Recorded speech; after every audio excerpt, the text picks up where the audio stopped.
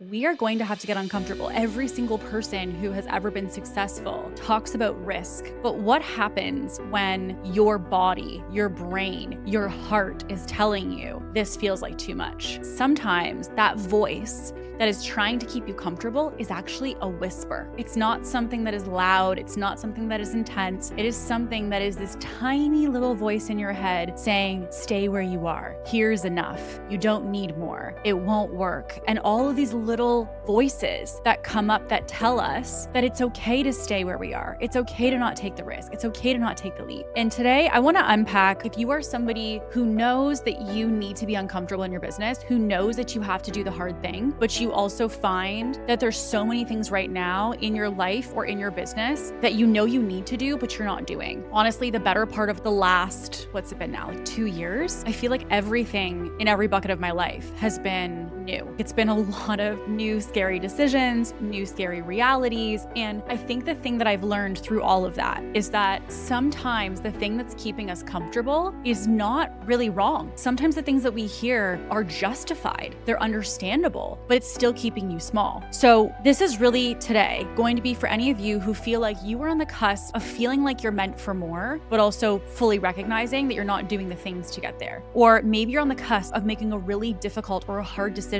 to start a new business, to shut down an existing business, an existing offer, and you've been weighing with what to do, but everything just feels really intense to make that decision. Or maybe you're somebody that has a personal decision that you need to make. You have a relationship that you want to leave, a relationship that you want to start, and you're scared. You're at a place where you're like, I feel uneasy. Everything is telling me to stay. And today I want to help you to unpack, is that voice actually true? Is that voice really something that you can lean on and truly trust? And by the end of today, I'm going to help you to know whether that voice you're having is something that you should trust, or if it's actually the thing that's keeping you in comfort and away from the life that you ultimately deserve.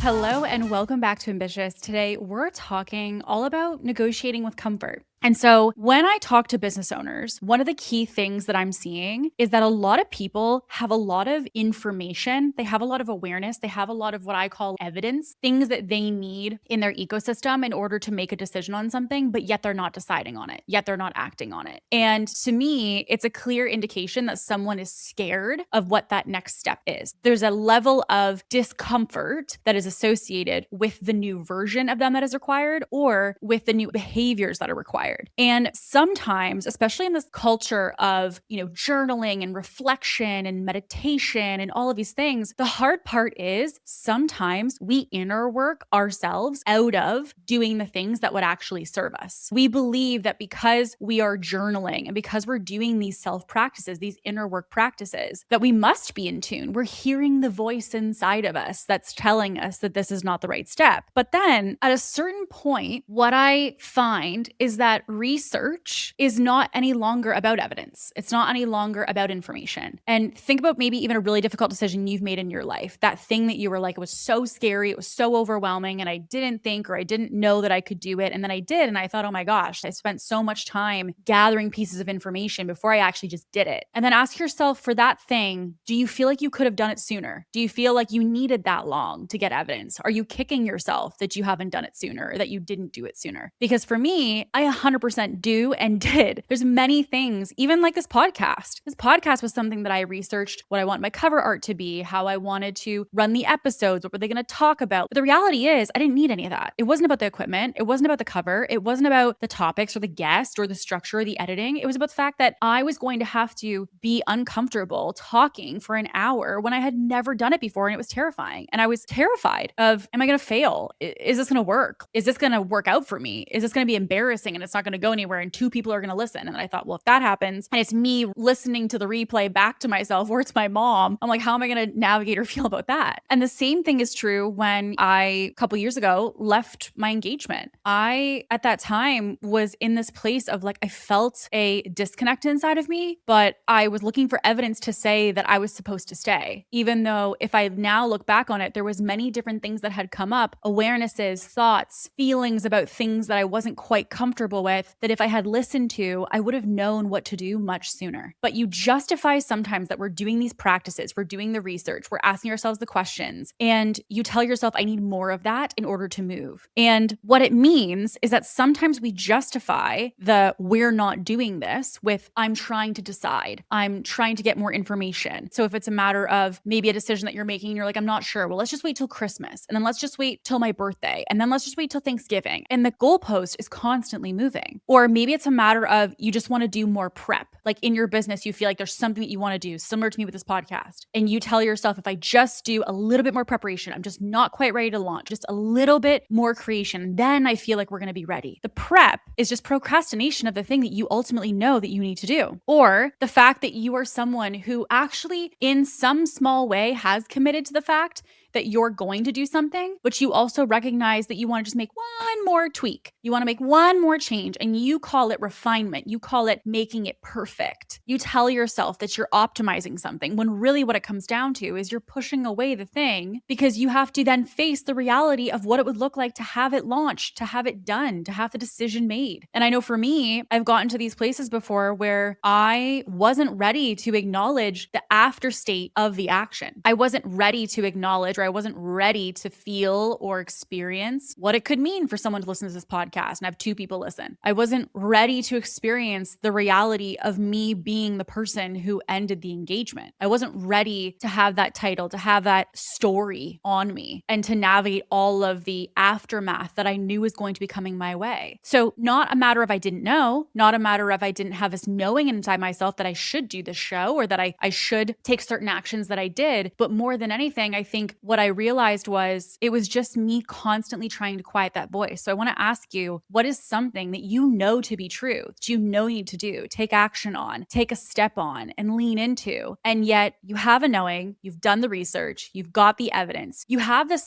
I know I need to do it, I haven't done it. What is that thing? And then asking yourself a true question, what is the actual thing that is stopping you from doing that thing you say you want? Is it fear? Is it shame? Is it guilt? And all of it is fair. All of it's valid. I've had a range of all of those emotions on things that I haven't pushed forward with. But at the end of the day, what it comes down to is there's a level of discomfort that you experience that is why you're pushing it away. And so what I see in personal and business is that I see people look at a day's decision that they make instead of looking at the pattern of the days that have passed. So when you're someone who's pushing off an action, you're pushing off a decision, you're pushing off something you need to do, oftentimes we're like, okay, but for today, and you're looking at the next 24 hours, you're looking from now till Friday. But I want you to also reflect on how much has this thing been weighing on you? Or how long has this been in your awareness for the last 3 months, the last 6 months, 9 months? How long in some way have you kind of had a knowing for this? Because in a moment, it can feel like we're just not taking action on it today. But when we actually have that real conversation with ourselves, it means that we are not taking action on it for the last 6 months, that we have known about something we're uncomfortable with for the last year or 2 years, and we haven't done anything about it. So sometimes the evidence we're looking at of delay, we're like, oh, I'm just delaying it for today, or I'm just not dealing with it today. When the reality is, if you and I are both really honest with ourselves, we're not just not dealing with it today. We are in a place where we're actually just not dealing with it at all. And that's been a pattern. And this is just another day that adds evidence and data to that pattern that we're not doing anything about it. And so I find that there's also negotiation. There's this theme when we're trying to push something away of negotiating with ourselves, or you might even find that you're negotiating with other people, that you're finding this really convenient way to justify why you're not doing something, or why now is not the time, or why you need to wait a little bit longer, or take a little bit more time, or do a little bit more research. And sometimes the hard part about being uncomfortable is that negotiation is logical, right? We can find really creative ways for us to be in a place where our deferring of the scary thing is actually smart to say out loud. Even though it may not be the smartest thing for you, you can find any evidence you want to say that this is a smart decision. So you can call it, you're doing your due diligence, you're being cautious, you're trying to be caring, you're trying to be empathetic, you're trying to really think things through, all of which are a glorified way in many cases for someone to not actually have to do the thing that they need to do for the life that they say that they want. Comfort is difficult to unpack for many of us because comfort and being comfortable can oftentimes cloak cloak itself in the belief that we're being responsible, that we're being intentional, that we're being strategic about our actions or our decision. So I would say that you probably, in the business sense, you don't have a strategy problem. You have a very persuasive opponent that is at the table with you, and you're letting it win every single round. And that is because it has really valid arguments of why you should stay where you are. So what I want to do is I want to break down if you are someone who's in this place of knowing something you want to go for. So maybe as you listen today, think about that thing that is a scary decision, the big action, the way you want to put yourself out there, the thing that you're seeing right now is uncomfortable. And it's going to be in any bucket. But I'm going to go through things that I have seen with a lot of business owners that are really key indicators of things that they think, that they feel, and that they do, and common situations that they end up in that are a core reflection of the fact that they're living in comfort to avoid the thing that they should be doing. So let's start with thinking, okay? I need to tweak this one more time. This isn't the right time. Things are really busy right now. I'll do it once I feel more confident. Let me watch how this goes for someone else, and then I'll see. I'm not avoiding it. I'm just being strategic about timing. So you'll see as you hear those, you think, yeah, justified. Maybe life is busy right now. Maybe things are chaotic. Maybe they do need another tweak. Maybe they do need to refine. Maybe they're not avoiding it. It really isn't strategic. But I also want to ask you, could it not be possible that all of that is also untrue? I think about the mindset of things are really chaotic right now. I can't tell you how many business owners have come to me and said, oh my gosh, Kate, I would love to be in coaching. I would love to work on my business. I'd love to scale, but I'm just so busy right now. And I'm like, okay, so if you're busy, let's unpack that. If you're busy and life is chaotic, I want you to know life's going to happen when you have a business. And if you can't build and scale and grow your business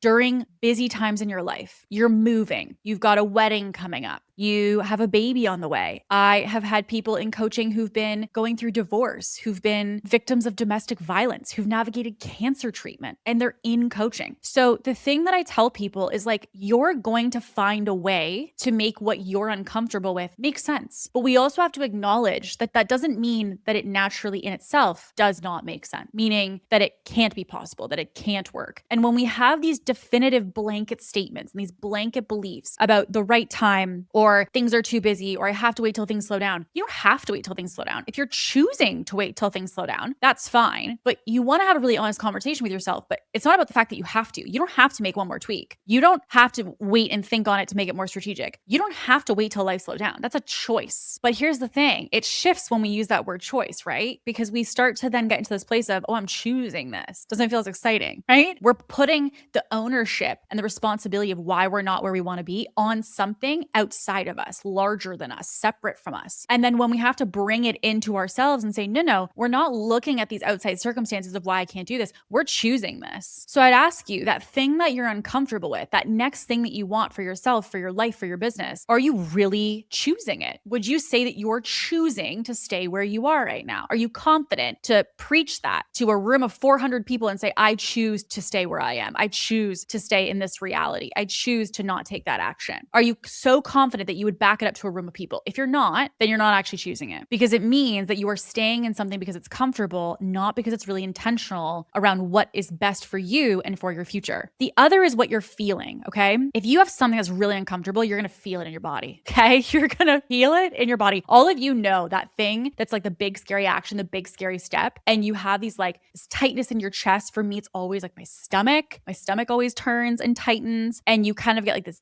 chest tightness. Maybe your heart starts racing, your stomach starts to tighten a little bit. And when you push something off, right? Think about that decision you want to make, that action you wanted to take, that big scary thing. If I said to you, you don't have to worry about it for 3 to 6 months, you'd be like, oh, well, now I feel better, right? I have had so many of those moments where I feel this instant physical relief the moment that I postpone something that I technically felt terrified to do. I was at a conference. It was one of the first times that I was going to speak on stage to a larger room of people, like a couple hundred people. And I was so nervous. I was literally poop my pants nervous. Like I was freaking out. And I remember just being so overwhelmed and saying to my partner at the time, I was like, hey, you need to get me out of this. I'm not doing this. Like I'm really overwhelmed. I can't do this. And I was freaking out and spiraling. Classic fight or flight. And when I originally was like, I'm not doing it. Like that's it. I'm not doing it. I had decided in my mind that I'm not doing this. I felt this like relief. I felt this calm. My stomach had been turning. My heart was beating a million miles a minute. And now I'm at this place where I'm like, I'm just deciding I'm not doing it. Or if I I had something I was supposed to launch and I just decided I'm not doing it. I would feel this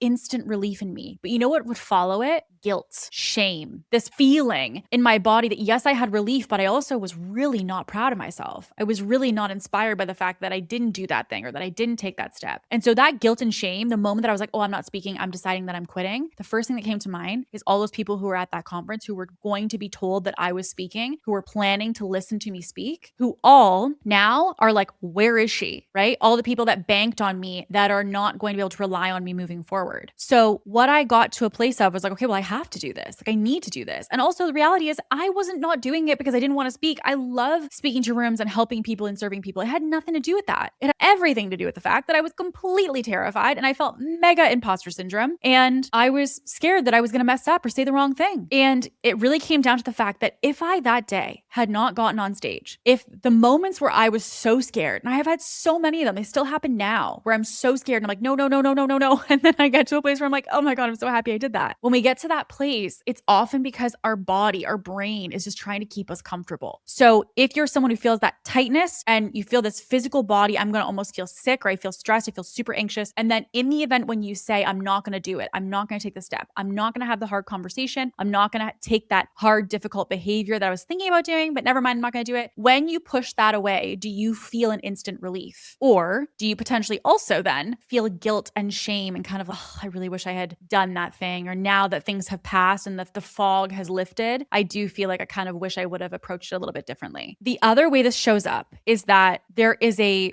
restlessness that sits in you all day. You just have this feeling, this quiet restlessness that you just can't quite seem to put a finger on. You're busy all day and you're doing all the things, but not on the thing that you actually feel like and know that you should be doing. So this is really something you will feel in your body. This is why they always say your body is such a great read of the things to be aware of that are quote unquote aligned and not. Your body will tell you. And it's going to tell you one of two things. You have chaotic message and you have calm message, okay? When you are in a moment where your body is in a heightened state, everything feels chaotic and it's not clear, it's not grounded, that is never the time to give in. When you are frantic and you're panicked and you're all over the place and you're anxious, never ever the time to make a decision. Now, on the contrast, if you have a moment where you're peaceful, you're in the tub and you're soaking in the bubble bath and you have this just like aha, this highlight moment in you and you go, wow, I feel like I should do that. Or I feel like, you know what? I feel like this just doesn't resonate for me anymore. I feel like this is just not it. I feel like I'm done. You'll notice that the most profound moments of choice are going to come from moments of calm. And that's because your fight or flight is not on. You're centered, you're grounded, and it's intentional because it means that when you're centered, when you're grounded, you're really actually truly hearing yourself, not the fear that's coming up trying to keep you comfortable, the true way that you actually feel about something. The other thing that you're also going to see is in what you're doing, which is your actual behaviors, right? So if you're reorganizing things, you're checking your inbox, you're doing prep work, but you're avoiding the actual thing. This can also be sometimes, you know, if you're somebody who's, I need to go to the gym, but then you're like, I'm doing the dishes and I'm cleaning the house and doing everything that I have to do other than going to the gym. If you are, for example, re-editing something that actually a couple drafts ago was perfectly fine, or asking another person for feedback on something when you and I both know that you already know what you need to do. You already know the right choice. Or asking someone for a little inspiration or motivation because you're simply just avoiding the task. The thing I will tell you is that you're going to see this come up in a bunch of different flavors. So maybe yours is in your head, maybe yours is in your body, maybe yours is in the behaviors that you have, but there are little signs that you're living in comfort and not actually stepping into what's possible for you. Now, remember when I said comfort negotiates with us, that it's very persuasive and that it has these really unique ways of telling us that it's justified, telling us in our brains that it's okay, but we actually know that it's not. There are small little ways that it shows up, and there's 4 of them. So first is delay, the not yet mindset, just not this week, just not right now. Once things calm down, once the schedule gets easier, once we have less going on, and you always have some reason why it can't be right now. And in business, this can typically show up with, you know, the price that you're not increasing, the offer that is never finished or launched, the sales call that's getting pushed to tomorrow, or the thing that you're not launching. And the thing is, it's very convincing to delay because when we delay in our brains, We're delaying because we're trying to be intentional. We're being strategic. We're being reasonable. It's a intentional ask to delay a deadline. But at the end of the day, what it really comes down to is it's avoidance, right? Delay, pushing the date on something, postponing it, rescheduling it, putting it on a to-do list that you'll take care of next quarter. This can even happen in personal things. A conversation you need to have and you go, oh, I'm not going to have it now. I'll just have it next time I see her. I'm not going to have it now. I'll just talk to him about it another time when things calm down, when things are not as busy, when it's not Christmas, when it's not this. And there's always a reason. So when you delay, we have, as I said, these really great ways to justify why delay is actually reasonable, why delay is strategic. So I have a question for you. If you removed this week's specific reason for delay, would there be a different specific reason waiting behind it next week? If yes, then it was really never about this week. Okay. So I'll give you an example. If I am like, I need to get fit and I tell myself, well, I can't go this week. I'm super booked and I'm so busy. But then I'm conveniently super booked and so busy last week. And then I'm also conveniently super booked and so busy next week. It means you're operating in delay. There are, without question, I'm not negating here the idea that there's never going to be a difficult week where you're like, I am having a week. My dog died. I'm not going to the gym.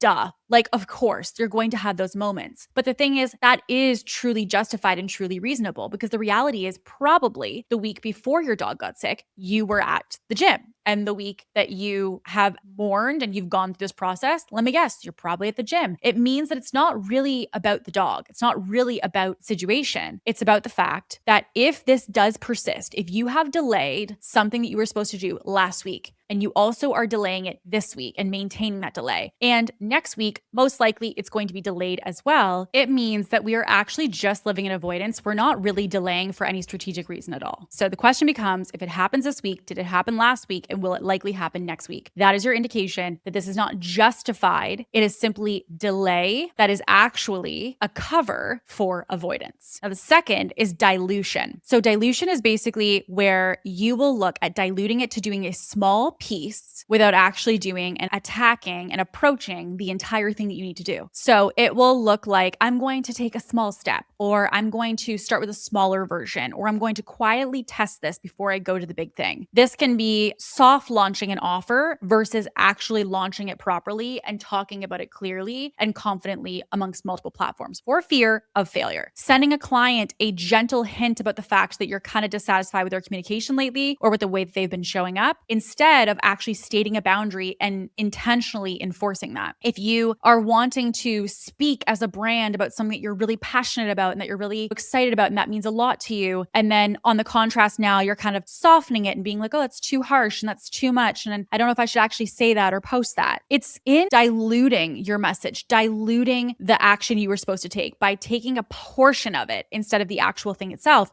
What it means is that it feels to us like we're being responsible. We're trying to take a low risk, responsible, intentional, safe first step. Pat on the back, good for us. That's what we feel when we do that. And we see it as the word connected to dilution or diluting the effort or the goal or the task. We use the word of caution. We believe that if we proceed with caution, we're still moving, we're still taking a step, I'm still doing something. I'm just not really putting myself out there. I'm not really stepping into that next level that I know I want to go to, that next behavior, the task, the decision, the conversation. And that is because we recognize how uncomfortable it would feel for us. So in a way to protect ourselves, in a way to avoid, and also in a way in our brains to be quote unquote cautious, we just don't do anything at all. We don't look at doing anything toward the big goal. We're just going to take a tiny little piece off of it, and that's going to be enough. But ask yourself, when you think back to a scenario where you knew the thing that you ultimately needed to do or should do, and then you only did 10% of it, you did 20% of it, did you feel as good as what you knew you'd feel if you actually just went for it, right? It's like, imagine going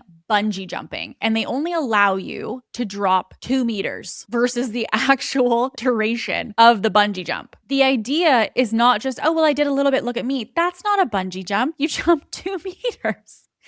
It's a matter of looking at if you jump out of a plane and you pull your parachute the moment you jump out, is it really jumping out of a plane and skydiving? If we think about these scary things, right, for us in our business, in our relationships, in our life, and we just do them 10%, 20%, it really is not the same as actually just going for it. And the reality is, it doesn't feel the same. It's not helping you. It's not actually supporting you and your growth. And the reality is, the thing that you're scared of is actually the experience that you're hoping to have. You're just nervous. You're just cautious. You're comfortable. So when we dilute, the question becomes for you to ask yourself whether the diluted version actually tests anything real, or whether it's specifically designed to be too small to get a real result, and therefore too small to really count as trying. Third, we've got justification. Justification is this situation is different, so waiting makes sense. You would justify this until the end of the day. And one of the things that someone said to me when we were like in a conflict is they said, "Are you so confident in your position that you would argue it to a jury?" I remember being in this place where I was like, well, I don't know, put it that way, right? So I got to this place where I realized I wasn't as confident as I thought maybe I was in the belief that I had, because I asked myself, would I actually back this up to a group of people? Would I actually stand behind this and argue this and state this as my position? And honestly, maybe not. Maybe not. Maybe this isn't something that I would be bullish on and I wouldn't move from and I would stick to, because it actually, in some level, was just justification. It was a justification for something that I was scared of. It was justification of something I was uncomfortable about. So this is really where we hear the, it's not the right time because of X. It's not the time to do this. There's too much going on. There's a million different excuses. But at the end of the day, that's what it is. You're justifying with an excuse. So when you see this show up in the business, it can be when you underprice and a client has gone into scope creep, which is basically outside the contract of what you've been asked to do. And you tell yourself, oh, it's not that much extra work. It's probably not worth having a conversation about. Yes, it is. Yes, it is. Not raising rates because the client has been with you a long time. Listen. That's not a reason to not increase your rates. What does it have to do with the fact that your client's been with you a long time? If your price used to be $500 and your price is $2,000, they're saving $1,500 a month. So you really have to ask yourself, okay, is that justified? Does that make sense? Delaying a launch because, oh, the algorithm's being weird right now. What? Think about it. And here's the thing that I always say to anybody else. I said, if your best friend came to you and she said those things, would you buy into it? If she's like, oh, like my client's only paying me $200 a month, but she's been with me forever. Okay. But she's paying you $200 a month, right? So if you were giving advice to your best friend on what you think she should do, would you advise her on what you're doing? Probably not, because we're always so much more supportive and so much more excited for other people to take the big scary risk, for other people to do it, because guess what? We don't have to do it. So we're always really honest about the conversations that we would have and the actions we would take and the behaviors and the things that we would change and what we would adjust, because reality is I don't got to do it. You have to do it. There's a value in that because it helps you to understand, if I would tell somebody else to do this, why am I not doing it? Right? One of the anchors that I use, I don't have kids yet, but when I have kids, I think to myself, okay, well, what would I tell my daughter to do? If I was going to have a kid and I wanted to give her advice on this situation, how would I tell her to navigate this? And that typically for me has always been a really good compass because it's outside of myself. And so much so that I actually can start to see things a little bit differently. And I'm like, well, I probably wouldn't tell her to do that. Or I probably would not love if she did this, right? When I'm too close to it, I find I make different decisions. I have a different perspective. So I ask myself, what would I tell my best friend? What would I tell, my future daughter in this situation? And I anchor to that because it is something that allows me to see it from a different perspective. The thing we have to keep in mind with justification, this one is a really tricky one. Okay. This is how it negotiates. Comfort negotiates with justification. It is because you're bringing true facts to a situation to build a case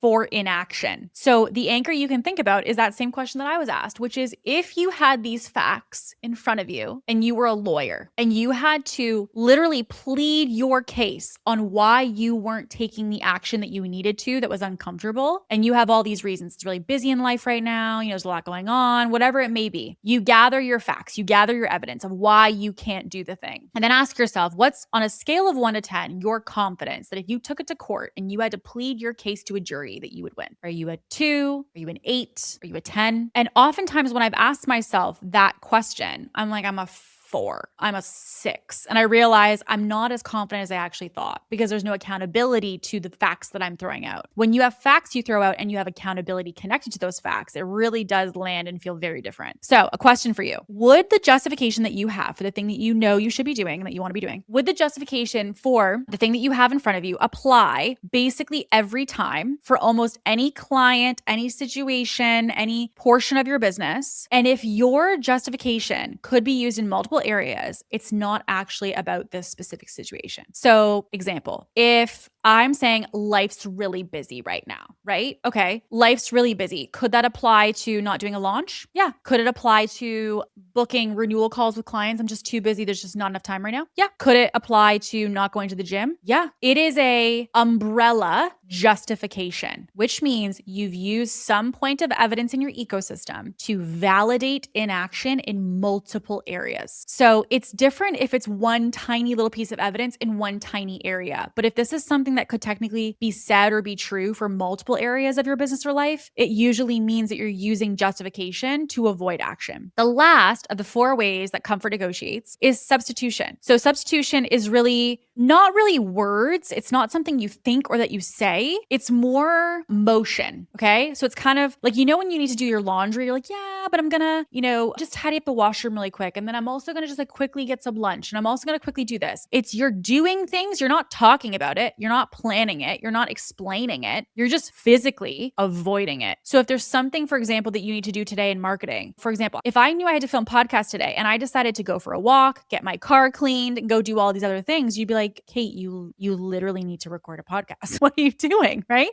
And so that would be me not talking about, I don't want to record a podcast, or here's why I can't do one today, or, I'm too busy today and I don't have enough time and all of these things. You would just see me doing everything that is not recording a podcast. So the same thing is true with substitution. You are substituting things instead of doing the thing. So you are redesigning the sales page instead of actually putting it up. You are researching 5 of your competitors versus actually just doing your own price adjustment to the price that you want to price your offer at. You're cleaning your workspace versus actually diving into the work that you should be doing. And this one is a sneaky one. It's such a sneaky one because with substitution, you're substituting, as I said, a different action. You're substituting a different behavior. So when you're adding in a new behavior to what you're doing, it means that your brain is seeing, oh my gosh, good job. You're being productive. Good for you. Getting stuff done, multitasking, getting use of your time. When really what it comes down to is, yes, it may feel like I'm producing results or that I'm producing movement or I'm being productive, but really what it means is you're not making progress. You're just completely in physical procrastination. So we think to ourselves, but I cleaned my office. Or I'm like, but I got my car detailed. You're like, yeah, but you didn't record the podcast. Yeah, but you didn't make the marketing. Yeah, you got all that stuff done. That's great. But also you didn't do the thing that needed to move the needle. But our brain tells us, well, we did get a lot done today. I know we didn't get the thing that we were supposed to get done, but we did get a lot done today. There's this justification of why it's okay. And what it ultimately comes down to is it's a substitution. You're substituting the thing that you should be doing with other things that make you feel productive, that make you feel efficient, that make you feel like you're taking action, you're in motion, but they are all simply not the thing that you actually need to be doing or should be doing. That is that big, uncomfortable, scary thing. So my question to you is, at the end of the day, is the actual decision, the one that you're weighing on right now in your own business, in your life, is the actual decision any closer to being made, or did the activity just successfully use up the time that decision truly needed? I'm not even gonna expand on that. I want you to sit with that.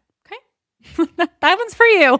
That 2 years ago would have been like, oh, gut punch for me. Just sock me in the throat. Oh my gosh, I would have been so uncomfortable with that. Okay, so remember, comfort only has 4 different ways it shows up. We've got delay, we've got dilution or diluting, we've got justification, and we've also got substitution, okay? So these are 4 ways that you can lean in for yourself to better understand. Here's how we're gonna overcome this. This is gonna be quick. It's gonna be really easy for you to integrate. What I want you to think about is upfront payment. You gotta pay in full, okay? You got to pay in full. Comfort is betting that if the delay is long enough, that discomfort will eventually go away. Ask yourself, have you ever had uncomfortable or discomfort moments or seasons in your business that just simply went away? You just never did anything. They just disappeared. Very rarely. Oftentimes, the things that are uncomfortable in our lives, the things that are the discomfort, the thing that we're up against are typically things that we need to take an action on, that we need to decide on, that we need to move on in some way. And putting our head in the sand is not going to change the the reality of ultimately where we are. So the more time that passes, the more time ultimately that you are gathering evidence that you can't trust yourself. That's it. This is why time does not fix all of these things. You, to do that big scary thing, don't need more time. You don't need more evidence. If you already have the understanding right now, you know what you need to do. You know the action, you know the behavior, you know the decision, you know the conversation. And so here's what I want you to do. Number one, identify which one of the four we talked about is actually driving the bus right now. You need to call out and be like, I am deep in delay over here, or I am deep in justification. I am all about substitution right now. I'm getting everything else done, but I'm not getting the thing that I need to get done. So which of the four are you in? Okay. Are you delaying? Are you diluting into smaller pieces? Are you justifying with words as to why you can't? Or are you substituting with something else? Name it. Okay. Because it changes the way it disguises itself within you, right? If you say, this is delay, it's very different than, well, this is just not the time for me to do this. It's just, I'll deal with it next week. One sounds understandable. If you say, I'm delaying my progress, it hits, it lands. The second is price the delay honestly. So ask yourself, what has this specific delay already cost me? Maybe in time, energy, money, momentum, you name the factor. What does this thing already cost you? And most ways that we, for example, delay can feel free. They can feel like, well, nothing's happening. I'm not doing anything about it, but I'm also not doing anything. So it's not really costing me anything right now. And the reality is many of us, when we look back on things that we wish we would have done sooner or faster or more intentionally, we go, man, did I lose something? For me, I look back on things that I made a decision on. I go, man, I lost so much time. I lost so much time. I lost so much money. I lost so much of so many things that I could have fixed if I had just opened my eyes a little bit sooner, if I had just taken an action quicker. What this does when you name it and you connect it to the price is you're really going to have to remove that fog that you've been living in. You're no longer going to be able to live in a day, in a week, in a moment of illusion. The illusion is over. The movie is over that you keep telling yourself of why you're here and why it can't be and why this has to be the way. That cloak is going to lift when you call out why you are not moving to the thing you need to be doing. And second, what it's costing you to stay where you are. Then, instead of managing the discomfort, I want you to pay it all. I want you to press the gas. I want you to lean in. And I want the upfront version of you to be as uncomfortable as humanly possible for a contained period. The most important factor here is the contained period, because all of us also believe that thing that we fear that is uncomfortable, the risk, the exposure, the difficult thing, the hard thing that we're up against, we also believe that in the perception of what that's going to feel like and look like, that it's also,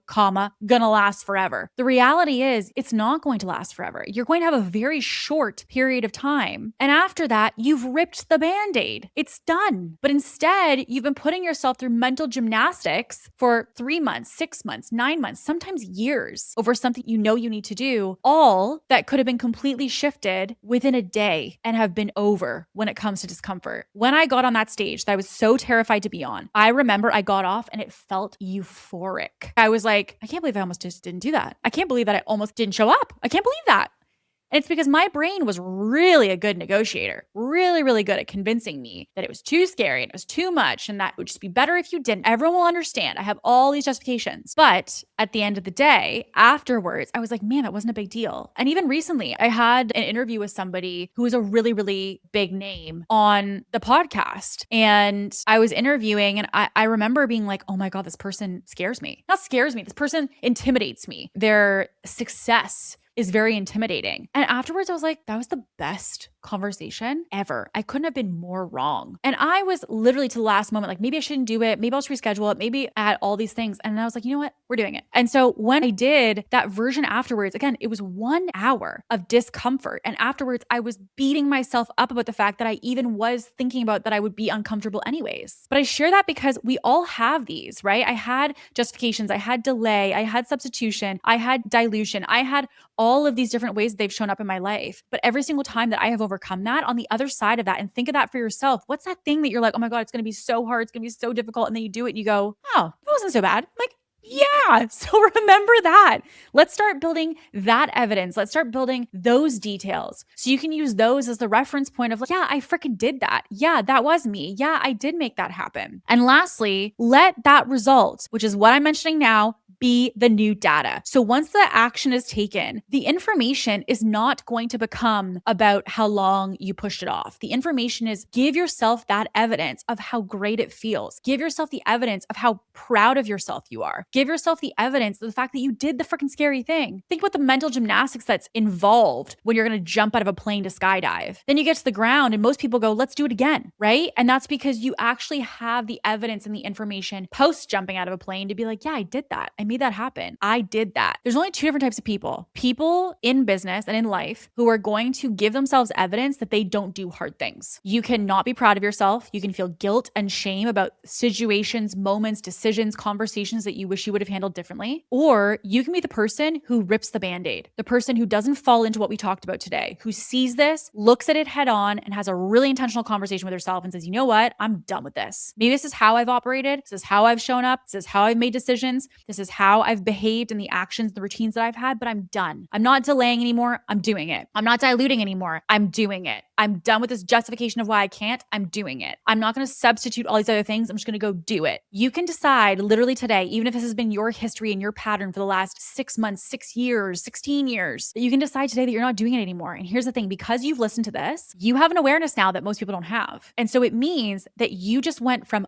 unconscious about this to being consciously aware of this. We've moved this into your conscious brain. What does that mean? You can't be unaware of this. You have a conscious awareness of it. So you will see how this shows up now in your life. You'll be like, oh my gosh, I'm delaying this again. I'm doing it again. Or I'm justifying this. You're like, oh my God, you're cleaning your room and you're tidying your desk. You're like, wait a second, am I substituting right now? I'm literally substituting right now. And you're going to start to see yourself in day-to-day life doing what we talked about today. So here's the thing. You're already a step ahead. You're already one portion of the way there. Now commit, because you have an awareness of this. You're going to start to see it come up. And so what I want you to do is think of one thing that you were negotiating with. How are you negotiating with comfort? How are you in this moment? What are the one of the four things that you're resonating with? What tactic of style of negotiation is your brain doing? And I want you to think about that thing. And I want you to be honest with yourself. What has that thing already cost you? What is it going to cost you to do it? And what is it costing you right now for every moment that you're not doing anything? And with that, what I want you to do is I want you to commit as you end today's episode. And I want you to ask yourself, how can I pay today? What's the message you can send, the conversation you can have, the action you can take,